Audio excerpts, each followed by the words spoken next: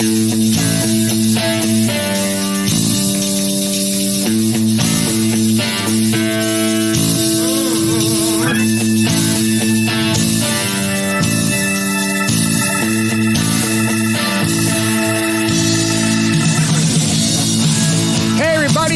the American Car Classics radio program podcast. I'm Kenny Schofield. With me, as always, is Bryce Shonka. Hey, what's this blue wall behind us, Bryce? This is a little bit of something new going on here? Yeah, it appears we have finally done our first recording in the new studio space. Yeah, we don't even have a name for this place, do we? No. No, we'll come up with that. We got a nicely painted wall. We do. A lot of intention. Yeah, we're going to have a little surprise stripe coming around here a little bit. We've got our 69 Camaro hood that we thought was a nice pop color going on, and we'll get that hung up there and get some decals and banner stuff going on that we normally have. So welcome back, everybody. Listen, it's been a little bit since we've been with you. I go into this real short and sweet. I'm a busy guy. This is something that is fun for me to do, but fun always comes after work. So right now, Dolphin Auto has taken the precedence over me and the show and life. It is a busy business. Let me tell you real quickly, at Dolphin Auto, we are primarily a mom and pop auto repair shop located here in Grant, Florida. We're right on US Highway 1. We have a great view of the river. We have great sunrises every morning, but we're open early, 7 o'clock in the morning. We go till about 4, and we do full custom restorations, full off the frame, everything. We have a full collision shop, so we're doing full paint and body. We just did our first airplane the other day out of the Sebastian Airport off the Roseland Road. That was so fun for us to do. We got to take the wings apart, bring it all in as fuselage, came in on a special trailer. Pretty cool. So we hope to be getting some more of those. We've got a giant motorhome out there now that was sideswiped by a van going down I-95 and ripped half the body off, and we put that back together. So a lot of things are happening over there. And with that said, that means business is booming. But for this show, it means that it kind of takes a little bit of a back seat because we just don't have a lot of time to give to it what it needs, what I know it needs. Bryce is patient with me and he works hard with me to get a lot of stuff done, but he has a full-time job as well. So we are here and we're happy and we're doing our thing, but it is to where we are down in finalizing the studio and all the scheme that we're doing with that. Maybe even getting ready to host a couple other podcasts through a company that we would have and build and see where all that goes. But for the American Car Classics radio program family, I do appreciate you all staying with us, tuning in when you can, listening when you can. We are on Facebook. We are on Twitter and Instagram, although our social media stuff is slow coming because of the time that we need to do it all. We do like to host our reels and post all that stuff and have fun. We do appreciate any kind of phone calls, text messages, and emails. We are American Car Classics Radio at yahoo.com. We are 772-584-1048 on our cell phone hotline, and we don't answer that, but we certainly take all the text messages and voicemails that we get for Tech Talks, which we've got a Tech Talk question coming up today that is a question that I get asked a lot, so I want to go into that real kind of briefly and just do all that. We're going to go ahead and we're going to talk a little bit. Bryce, I guess let's just open up and say Happy New Year to everybody, although it's already the 7th of February. We've got a lot going on. We did a lot over the last month and a half. We went through our Christmas break. We went through our New Year's break. We had Kissimmee, Mecum Auto Auctions, their 25th year in a row at Kissimmee. It was 2 weeks of spectacular cars. Spectacular cars and spectacular mud as well. Wow. What I understand. He gonna come right out and crush it with the mud story. Well, let's talk about that. We went out and you and I together on a Saturday. No, on a Wednesday. We went out on Wednesday. Was it? Oh, yeah. It was the very first day. Very first Wednesday. And we got to sit with Matt Avery, and we did some great little interviews, which we're going to be showing everybody here coming up on this segment. But we had a mud fest. And more than 30 days ago, you came back for that, or I told you stories and you saw it on the. You told me stories, yeah. I didn't go beyond the first day of the show, right? Which we had great weather. It was was it overcast? Yeah, it was a little overcast. Yeah. Yep. But some of our shooting was done inside, so that was really, really nice. And Matt was super accommodating to us for everything else. So big shout out to Matt Avery. I love you. Appreciate you for doing that with us. We went back. I went back 4 times during that after you and I went. So a total of 5 times in the 2 weeks. And I went out with Tiana, and we went looking out at the NASCAR cars where we had some footage shot. I think that we'll be showing some of that, but it was out in the field, but it was covered, but a lot of cars weren't. And it was a rain day. A bad rain day. So we had a really bad Saturday morning, and then they opened it back up. But by the time they did, man, owners were scrambling to cover their cars up. I saw stuff that wasn't 100% done, that should have been done. But what they couldn't control was that this thing of 4,300 cars for sale. They were parked out in the field. They were parked outside. They were under 95% of everything's under cover. The 5% that weren't got wet, but the 5% that were out in that field or had to get from that covered area back to the paddock and back to the staging lanes and everything else. I saw some paint jobs that just got mudded up. And, mud plus a shiny car that's just been polished up for sale is not a good combination. Well, you're going to wash it off. You're going to wash it off and get it ready. You're going to wipe the wheels down, but the frame, underneath, the wheel wells, all of it. If you're a buyer and you're looking at this car to buy, I can only imagine how many people are turned down by what they saw with that. And I can't blame anybody at Mecum for not getting it done more. I mean, how many hoses can you have? And the fact that you're running these cars through every 30 seconds on the line or something, I mean, it just had to be something else. So, and it's such a freak occurrence. I have friends who are Florida natives. Yeah. Who have told me that they have never seen anything like what we've been getting this winter. Usually it's dry in December, January. We got double our normal rain in December. I haven't checked on January yet, but it seemed like it was awfully rainy too. Well, I'm a 4th generation Floridian, Bryce, and I sit here and I really take pride in the Sunshine State. When I grew up, I was always on the beach. We were always surfing, having fun. We skated everywhere. We biked everywhere. I don't remember this kind of crappy weather over the last year. And Lord knows I'm not on a bandwagon of, it's getting hotter and the icebergs are melting and all this, whatever. I'm just saying that El Nino, La Nina, Mother Nature, God, whatever you want to do, it's kind of breaking loose this year, and it's just been a kind of a what we typically call a shit show. And we've had a lot of inclement weather down here in Florida. If you're from up north, you get 25 degrees, the wind's not blowing, you're out there in shorts and a hoodie. I've been in Illinois. I get it. I understand that. Down here in Florida, we have this thing called humidity. And in the winter, it doesn't go away. In the winter, it just makes everything wetter. So you get 40 degrees out here. It's butt-ass cold. If the wind is blowing, they put a wind chill on it, bring it down to 30-something. Floridians don't go outside in that. No. We still see these people, tourists. I was going to say dummies. We see these tourists out here, and they're swimming in the ocean. Yeah. It's probably 73 degrees and whatever, but... And I'm sure, it was sunny today. It was a little bit windy, warmer today than it has been. But there's still going to be people by the pool if they just flew down from Michigan or whatever, and they have had some real winter time. It's easy for us to complain down here, but this is still one of the most comfortable winters I've ever been through. I'm going to tell you a rule I have at Dolphin Auto, and that is if it's 45 degrees or colder, I won't open. Yeah, I think you told me about that rule. I don't open. We stand on concrete. Everything we work on is made of metal. Everything we touch tool-wise is metal. Why do you want to do that? I mean, if my guys, they have keys, if they want to go in and start on something, they can. They can pull a salamander heater up and warm up the shop. But as soon as you open a bay door, that's gone.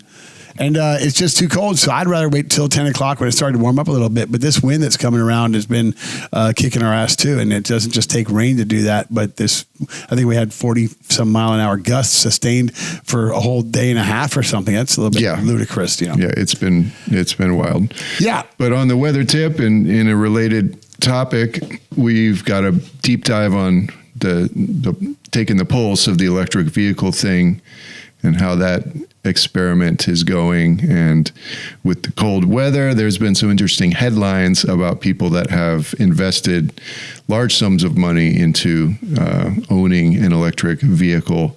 and their disappointment to find out things like 70% of their range is suddenly gone when it drops below a certain temperature. Yeah. So How smart is Elon Musk to have taken his money from the early years of Tesla and produced it into other businesses that can help sustain Tesla or sustain his worth when Tesla fails? yeah, he certainly doesn't put all his eggs in one basket. No, that makes him smart. Yeah. Yeah. But his cars, he's had to look, what we're talking about is EV. The world of EV, electric vehicles. Are we ready for this? Is this where the future is? Has the government been pushing so hard and giving subsidies to companies that they had to get involved? They had to get in the bag when they had to certainly do what they thought was going to be right. And now are they regretting it? We're going to do a whole show coming up here in a few weeks on electric vehicles, the inception of it. And I think people would be surprised. Electric vehicles. They go way back, actually. Way back. Way back. And we're talking decades. It's like back to the first 20, 30 years of any type of car. Any type, because they were trying certain things, and certainly it didn't take then. They've tried it again in the 80s and stuff, and they came up with stuff and all this. Now, people that have taken a real hold on electric vehicles have said, oh man, still doesn't make sense. Let's talk about hydrogen. Yeah. And now hydrogen certainly isn't priced where we're going to own anything. But boy, does it almost make sense. Well, it makes more sense to me because it all comes down to, and we'll dive deeper into it later, but it all comes down to the ability to store energy, which is going to power your vehicle. And the fact of the matter is, there's been lots of lofty aspirations about making that energy source electricity rather than gasoline. But the storage, battery technology has not come along. It has not met the challenge. You still don't have, huge jumps in that. And there's still problems with battery technology in terms of the mining and the different things that you have to do that nobody likes in order to produce those kinds of batteries. But we will, again, we'll get into that in a more thorough way. I know a lot about the hybrid vehicles as we've serviced them for years and even decades, and they make sense to me. A smaller battery pack that you can get in there and do something with, but it doesn't depend on itself by itself. Right. You've got the engine. All the engine isn't anything stellar. It kicks up, it gets you going, it lets you get to cruise mode, and all of that puts a charge into a battery that gives a battery a little bit longer longevity, and it doesn't take up the entire car. It costs $20,000. What do you think about people maybe try to come out down the road when they're doing hydrogen, that you do a hydrogen hybrid? And that would really complement itself. But it is something we'll get more into. As I said, we're going to try and do a whole write-up on the electrical vehicle world and what is going on with it, because it's really just kind of, has it taken over? I was going to say it really has taken over, but it hasn't taken over. I think there's a thing that they want us to, and I don't know who they is, but we the public aren't buying into it. I think I still hear stuff where it's less than 2% of all vehicles out there are electric and stuff. And so it's... they're certainly not getting the interest that whoever they are, anticipated with this huge EV push. Right.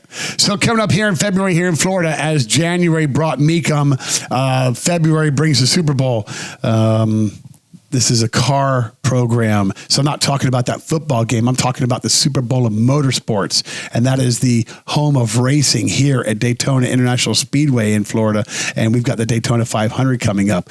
Bryce, you just mentioned before we went on air that they had the Busch Clash last Saturday night. Try and say that fast 3 times. I did not watch it because I went backstage with Seven Dust, 2 shows in 2 different towns. Took my daughter, Ashley, and her boyfriend, Dustin Maples, to that concert and down south, and had a lot of fun. Tiana and I went to one in Orlando and had a lot of fun, but we didn't watch it. And Bryce, I don't think you caught it either. I think you were out hanging out with some friends and doing some good stuff. Yeah, I saw a little bit of it on TV at the bar, but I know that they talked about making a lot of changes with it. So we'll talk about that when we do a little short show on the Daytona 500, because I always try to go. I always cover it. I'm not going this year. We talked about doing Targa 66, Brian Redmond's program down at Homestead. Not going to do that either. Just not set up prepared for it time-wise and everything else. But we will talk to James about that and get more of how it goes for him and everything else. Maybe we can get a little snippet before he goes on the 18th that we can be see how his enrollment is and what they're looking at, and hopefully have good weather for that. But that's going to be 3 days, the 16th, 17th, and 18th down at Homestead Speedway in Miami, and that is Targa 66, which is a great program. If you don't know it, look it up. You spell out 66, so Targa 66, and it's on Facebook. It's on the internet. You can find it wherever you need to go. It's a great thing that Brian and James Redmond do, and it lets you bring out whatever you have race car wise, from the baddest of bads to they've got a class for Fiats. So with that, we can talk more, Bryce, that we've got some interviews coming up. You're gonna put together and put out some footage that we had from Mecum auctions in January. It was 2 weeks, like we said. I got out there five different times. We did have Matt Avery on, and we did a couple of spot interviews on some collections. So I think that they went over well. We will get out there and let Bryce put together some of our footage. We're going to go over some stuff with the pricing and sales and how everything went when we talk to John Cramen next month. He'll give us a totality of success or not. He comes in with some good numbers on cars sold, cars sent back, the bid goes on, and what kind of numbers they've brought. And if there was anything spectacular that really caught his eye or our eye as we look back at stuff that we get to talk to him about that we were surprised by, there's always a surprise out there, whether it's a high surprise or a low surprise. There's always something. So we'll do all of that. So I guess everybody, I'd just say thank you for tuning in. And remember, algorithms matter. Listen, I wanted to do this too, I guess, before I shut off. I have a tech talk question, and this came from Brian De La Rosa.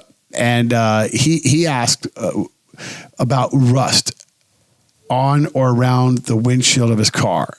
And I get a lot of this having to go through the body shop, but we get a lot of questions with people here, people that come down from up north or people that live on the beach and river here where the salt is high, that we are getting around the molding of the windshield or T-tops or top of doors, edge of door.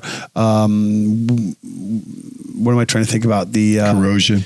No, the drip edge along the side of the truck. The third brake light areas. We're just getting a lot of rust that's not just down low rust from salt or whatever you drive on, but when you get that drip through your windshield and you say, "Oh, I've got a rust hole right above me," you might not. It could be certainly over onto a side or something like that. But we pull the windshields a lot. We don't mess around. We don't go up to the windshield. We pull the windshields. We rebuild a lot of that. We get in there and as my painter Roy said to me one time, it's like an iceberg, Kenny. When you see rust, you pull that windshield, there's a lot more damage down below it. And boy, he isn't kidding. May I get some pictures over to Bryce and let him throw this on while we're talking about this.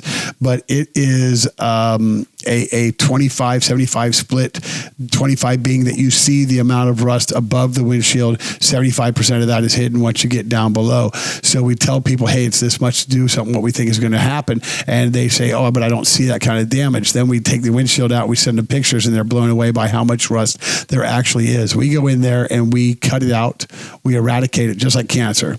We're going to cut that big mass out. We're going to go in there. We're going to treat every other little thing that was around it or that we could see near it that was any kind of precancerous rust coming in, and we'll go ahead and treat that and get that killed and then sealed it off. And then we go ahead and make all the metal panels that we need to. We do factory spot welds, seams, all that stuff, and we put the metal back in place and get your body work done and get that windshield dropped back in with a new seal. And boy, we do a lot. We do it a lot. It seems like every week we're getting a quote out there for somebody that has this kind of damage. So the way we fix it is exactly as I just said, Brian, that we go ahead and we pull the windshield. We use Freedom Auto Glass for that here out of Sebastian and Vero. And they come out to our shop and they pull them and put them back in at a very good rate for us. They're always on time and courteous. And so we don't have a problem with that. And once we get in to do that repair and everything else, our painter takes over and gets that looking really good, gets it all gloss painted and sheamed up. And then we get to give it back to the customer, and they're on their way and no more worries. So, Brian, I appreciate the question and hope y'all can use that somewhere down the road for it. So, well, that goes along with something I actually heard. One of my snowbird customers, he's into cars and he's new to Florida, and he said, "How do you keep your chrome from pitting up and corroding?" And I told him, I don't know, but I bet you Kenny does. Yeah, it's maintenance. It's maintenance. You go out there and you wipe it down. You treat it well. We have learned that aftermarket parts are certainly not made to the quality of what the car was made for, at least classic cars back in the day. We replaced the bedside, and I think that we compared it. It was almost 27 pounds lighter than the factory metal panel. That's how thin the sheet metal is now. Same thing with chrome. If it's old and it's already started to do it, you're not going to stop it. All I can do is maintain it. Some wax, some mineral oil, stuff like this. Go in. Ospo is a great home remedy rust killer. OSPHO. You buy it at Home Depot, Walmart, whatever, and you brush it on, and it kills the rust. It turns it black and kills it. You can then go in and sand around a little bit of pits and stuff, and then try to treat that and let it stay gone as long as it can, but you're not going to get it. Once the chrome has been compromised, you're not going to get that to stay away. But maintenance of your chrome, treating the back of it, washing it off, wiping it down, those are the things that you're going to have to do on it. And if it's a little piece of chrome strip somewhere and it's already giving you hassles, then it's probably cheaper to go on the internet and find one and replace it. So frequent car washes are actually more than just about vanity and looks. Yeah. Okay. Yeah, but it's easiest for a guy if he was out cruising the beach, going down A1A, doing stuff, heavy rains. Look, we're right on the river, Bryce, and I can sit here and say that after it rains, if it's just a soaker rain, not with something heavy driven wind, we have salt on our cars. Right. I mean, it sucks it up out of the Atlantic and turns it into water and brings it down. If you think it's 100% purified, it's not. And we've got salt that comes down. And so we get spots and stuff on our, and so a guy that gets done doing that, if he'll just take the hose and hose it down at the end of a day. Okay. But hitting the back of the bumpers, get up under there and squirt the edges, under your fender wells, the lips. That's where stuff sits and corrodes and builds up and causes the rot that you get later. So that's good to know. Yeah. Yeah. And we got full of knowledge on this stuff. And it's all it takes is you calling in or writing in. And I'll put the number up on the screen one more ask time. That question. Yeah, it's 772-584-1048. So if you like what we do here, hit a button, leave a comment. Yeah, leave a comment. Comments are the one thing. We've had some pretty good viewership for the last year since I've been doing this with you, Kenny. But for whatever reason, everybody's kind of just quiet, like they've taken a vow of silence or something. So. They're mesmerized by me, Bryce. Yeah, that's got to be it. That's got to be it, man. Send some love. No, we do appreciate. Look, I do this. I have conversations with Bryce off the air about what we do here and why and how it's changed and everything else. I got to take the show over and I was picked and I was really proud of that. And it has become something that I'm very, very passionate about and I love it. And I certainly have gone through some hardships and some headaches with it. And a lot of that is still unresolved and a lot of it will be resolved, but some of it's going to just go by the wayside and we're going to move forward as it is. I've tried to do a couple other hosts and found out that's not the easiest thing either. You've really got to get married to somebody. You really got to know that this person that you are going to sit with has a good camaraderie and communication level and is on the same wavelength and page as you. And I think I'm in a pretty different page. So to be able to communicate with you, Bryce, the way I do, it's phenomenal. Makes it certainly good. And I really like this, but we talked about bringing on some panels and having some people do with us and just a round table kind of shoot the shit stuff and whatever. And I think that certainly goes a long way with it too. So so as we always say, we're always growing. We're trying to make this bigger and better. This new studio, hey, it's a humble little abode, but you know what? It's ours. We own it. We're painting it. We're building it. We're doing what we want to do. I've got this cool, crazy door over here, and I'm going to be working on that with my daughter, and we're going to get that painted up all like classic Volkswagen style or something like that. And the orange Camaro hood, like I mentioned, we're going to get that hung up there and do some stuff. I had the hood from the 57 Chevy, 56 Chevy that we're going to bring back out. And this is just a good little place here that's we get to do. And if we get to do some other podcasts out of it to where it promotes a little business and stuff like that for the company that we have, then that'll be great as well. But one day at a time. And so right now, this is the American Car Classics radio program and podcast, and we enjoy doing it. And so I hope that you all enjoy hanging out with us and seeing what we do for you. All right. So please enjoy this footage and interview stuff that we had with Matt Avery from Mecum Auctions. We will see you soon. We'll be talking EV. Stay tuned, everybody. Take care of yourselves. God bless.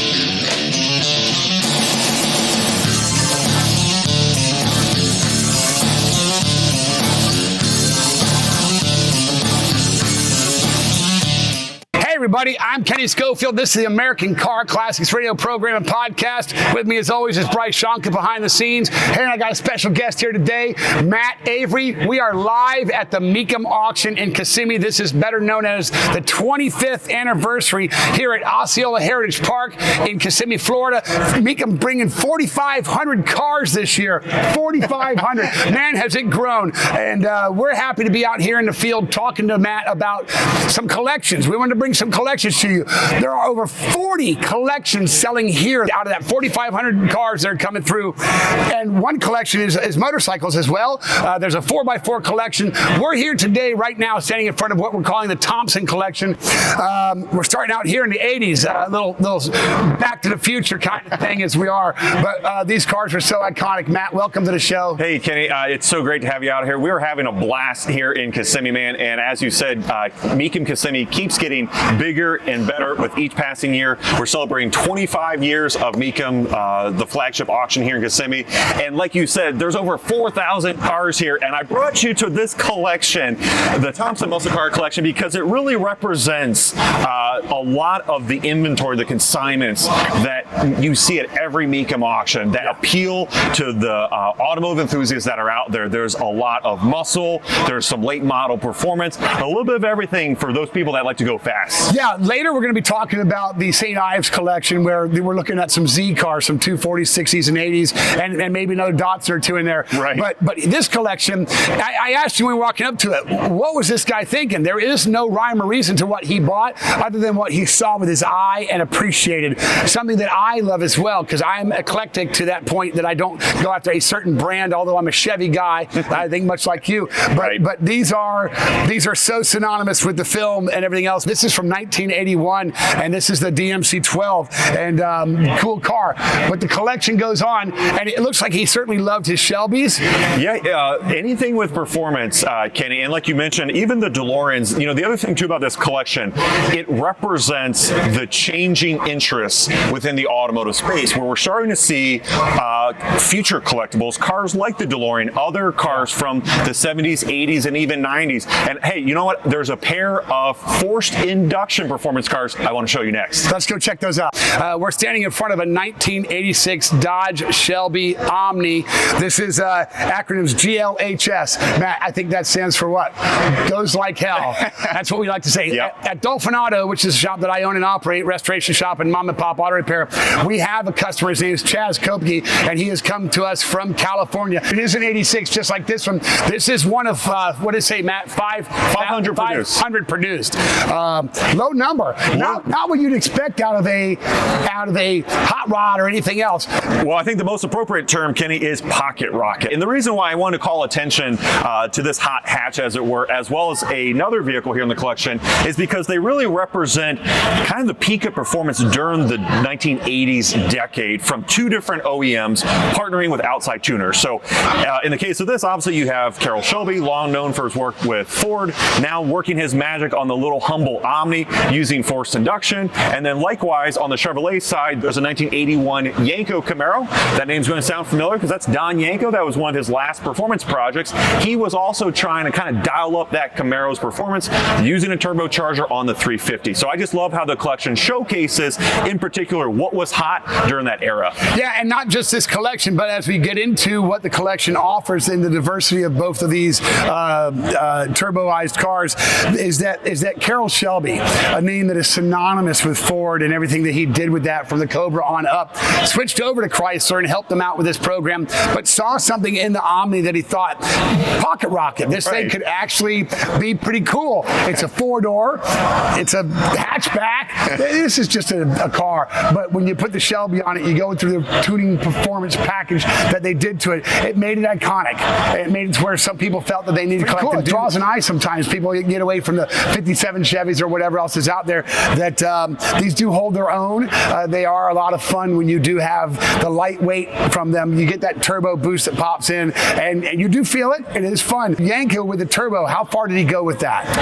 Well, his team modified 19 Camaros in total in 1981, and they added it to that 350 small block.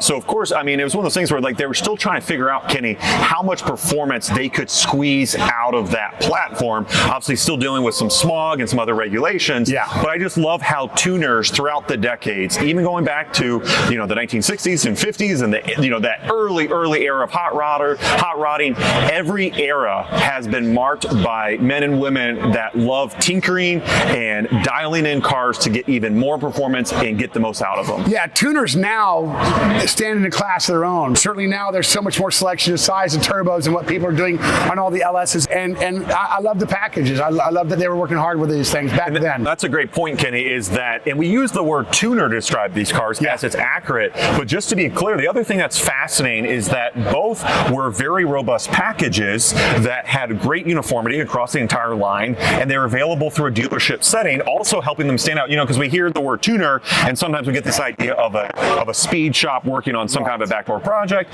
but these cars were not that way. They were heavily marketed, and I just love the fact that tuners have been able to work with OEMs to provide something to enthusiasts and those go-fast customers that just kind of gets them a little bit more excited. When you get in it, you feel the turbo kick. You get that boost from it, and it makes it a fun car to drive.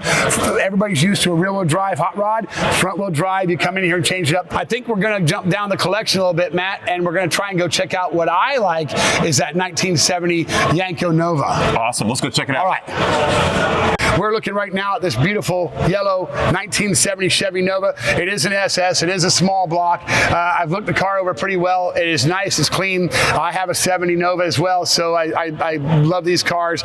We get to drive ours a lot. But, Matt, we were talking a lot about turbo in this collection. That there was not just one or two, but there's actually three. Several.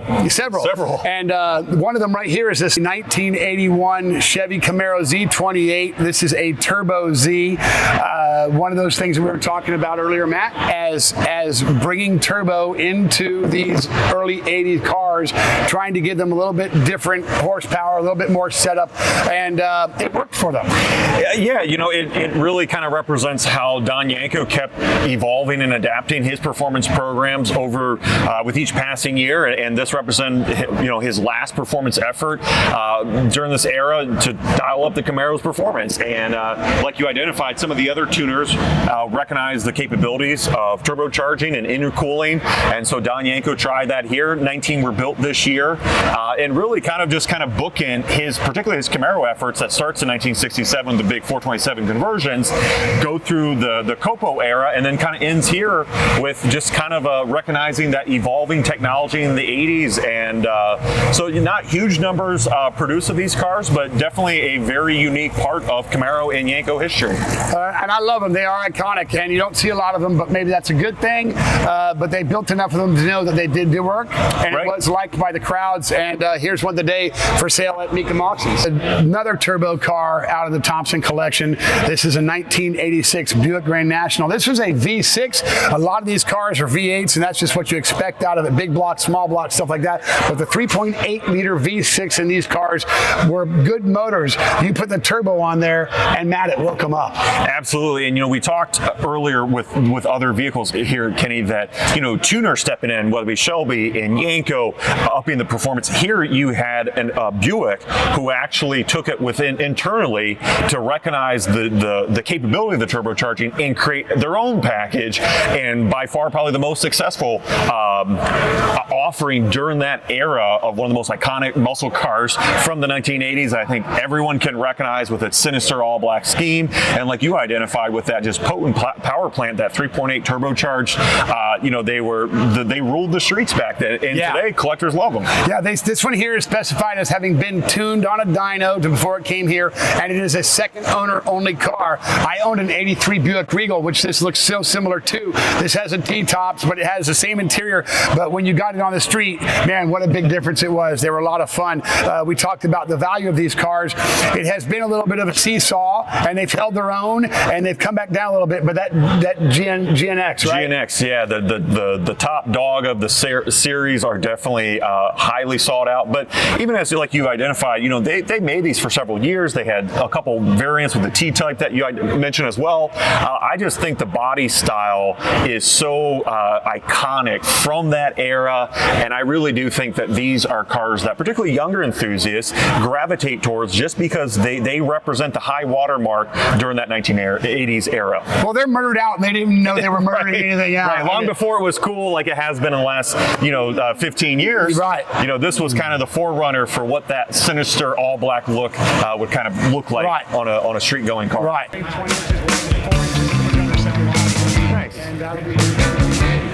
Another great collection. This is all Z's. It's coming from Connecticut, and I'd say great collection without a doubt. Kenny, this is one of my favorite collections of the dozens here. There's a special human interest element with this collection. So the story is that the consignor Pete, his dad opens a Datsun dealership in 1970, first year for the brand coming to the U.S., and all these cars behind us passed through the dealership when they were new. So it's such a great group of cars. Some of them were sold new and went to customers, and then as the dealership started accumulating more and more years, and Pete's dad recognized, hey, these cars are something special, I want them back, he would actually talk to the customers as they came in for maintenance and service and say, hey, if you ever want to sell that car, I'd love to have it back. So that's where some of those cars came from. Others, he just, as they came in off the truck, he goes, I want that in my collection, and so they were put away in the family storage building. And then there's one very particular, very special Datsun, which was actually one of the very first that the dealership sold. And according to Pete, it came in on the very first truck during the first couple days of business. That is awesome, because a new dealership not only getting a great class of cars, but the owner being wise enough to think that this maybe has a base following for something down the road. And not just that, but they're sexy. I would keep this car and just put it in the back and let's see what it does. Because in 1970, the collecting world was not what it is today. So maybe he took a little bit of a gamble and just the love of these models that were coming out. But he didn't just collect the 70s or the 71s. He collected throughout the term of ownership at that dealership. That's a great point. Pete's dad really did have an eye towards the future, recognizing that, hey, these little fun Z sports cars, they're not anything now, but down the road, they're going to be something special. And he really held to that, and he really acquired just a fantastic group of cars. Wow. So we've got here some 240s, 260s, some 280s. I like the ZXR. This one here, this is kind of my favorite in the St. Ives collection. This is a 1979 280Z, but it's a 280 ZXR, 15 documented miles. This is one that the family bought and put away. I love it so much. One of 1,001 ever made. Yeah, Kenny, and I agree with you. It's one of my favorites. I love the blue accents that the package added. It was kind of an effort by Nissan to kind of create that kind of sport compact, to enhance their sport compact look and kind of offer kind of an early tuner variant, with the package. And one of the things that stands out most about it is that giant whale tail on the back. That's one of the ways that you can easily identify the car. And like you said, 15 miles. This was a vehicle that was delivered new to the dealership. dealership. Pete's dad immediately recognized the rarity of it and said, this is one that we want to put in the family collection and preserve.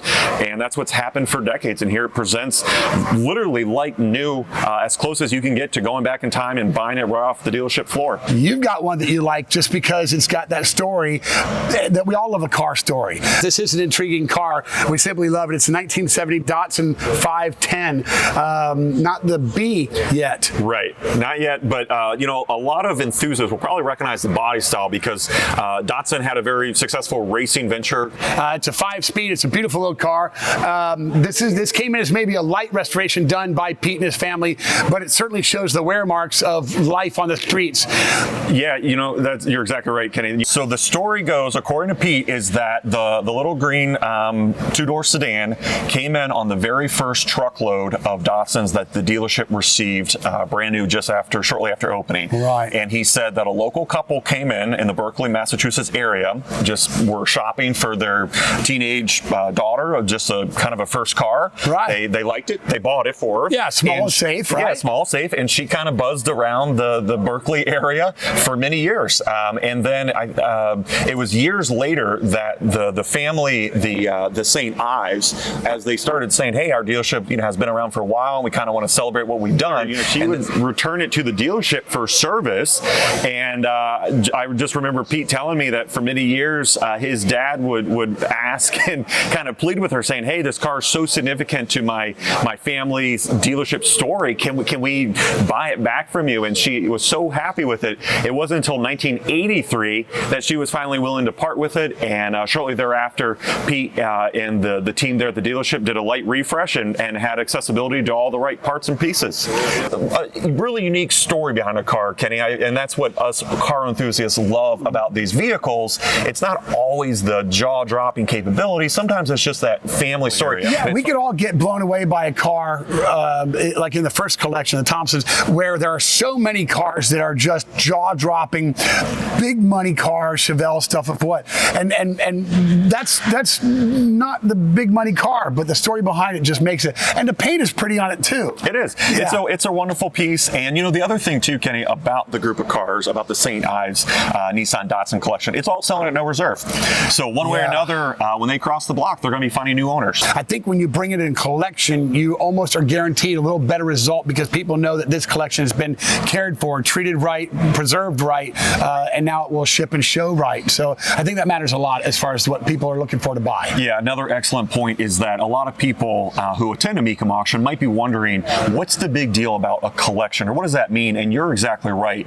Typically, a collection, a grouping of cars, when it's part of a collection like the vehicles behind us, they have been carefully curated. And I can say beyond a shadow of a doubt, that's what happened with these cars, where this has been decades in the making. Pete's dad started it, and then Pete took over being the caretaker of these vehicles, keeping them running well, keeping them maintained. I also asked him, I said, was it easy to keep the cars looking and running great? He goes, yeah. He goes, with the family dealership, for many years, we were able to get the factory OEM parts if anything needed to be replaced or maintenance items, all that stuff. But yeah, so these cars definitely have been carefully preserved, and Pete said after many decades of happy enjoyment, he's ready to let other enthusiasts take over ownership. Yeah, we know about the Jay Lenos and the Wayne Carinis and the Reggie Jacksons and their collections, and they're priceless. But then you get into a smaller collection like this, where a guy just had a simple interest. He was a car guy. He owned a dealership. He was a businessman, but he took it upon himself to try to put these away and preserve or recollect them as they came back in, and then make them his babies like half as hard as just going goodbye, because these have been in his family, kids, grandkids, I mean, all of that. And it's not going to family members. They're going to other people that get to individually appreciate this car. I would imagine, Kenny, it's never easy.